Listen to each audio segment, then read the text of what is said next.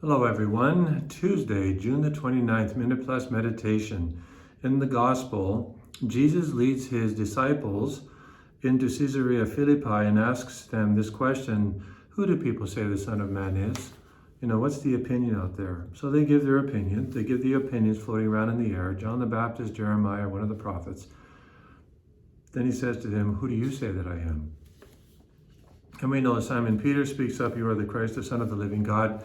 And then Peter bequeaths to him the keys of the kingdom. So this has a lot to say about the divine selection of Peter to be the first, what we call the Pope, the first spiritual father of the church. But it also, preceding that, the question that applies to every single one of us, it applies to you and it applies to me.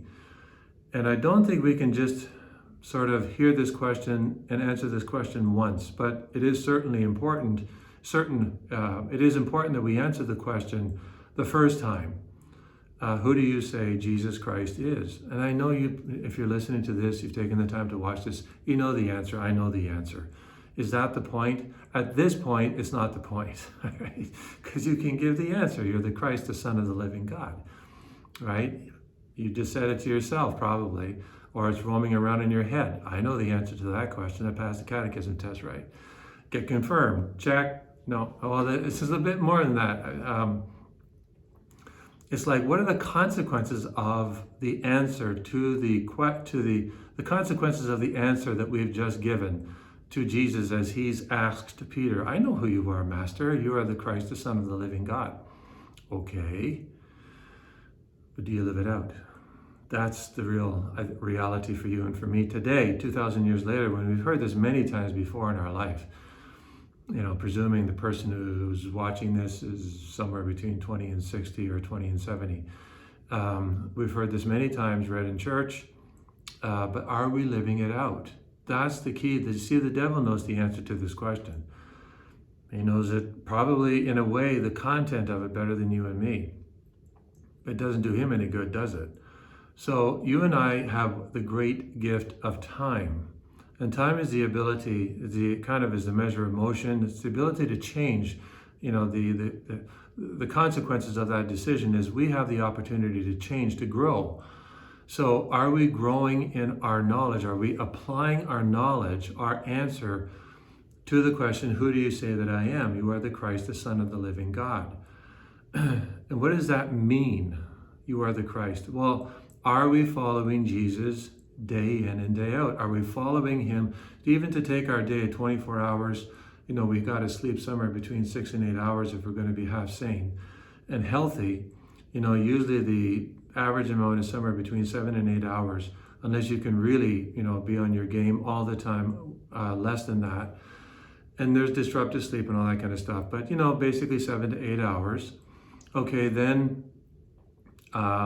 there's 8 hours, 10 hours, 12 hours at work, although that should never be completely divorced from God. That's a whole nother talk on the sanctification of work.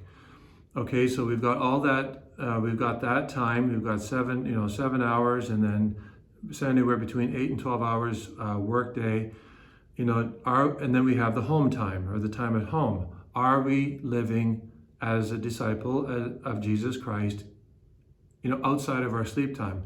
I would say, even as we prepare for sleep, are we going to sleep as a disciple of Jesus Christ?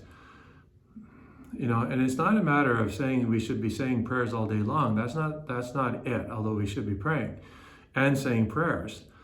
But are we going as a disciple of Jesus Christ, to bed? Are we living as a disciple of Jesus Christ at work?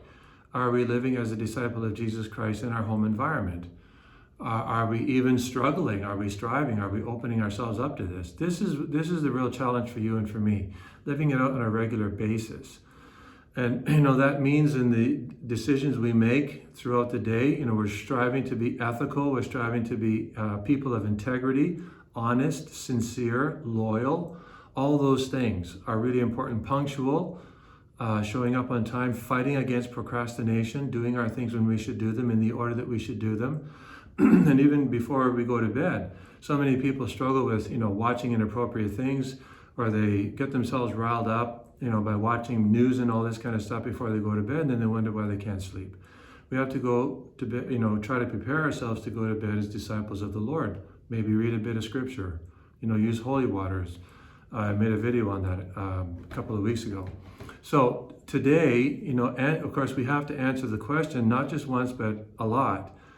But the real thing is to ask Jesus for the grace to live it out. That's what's really important. God bless you.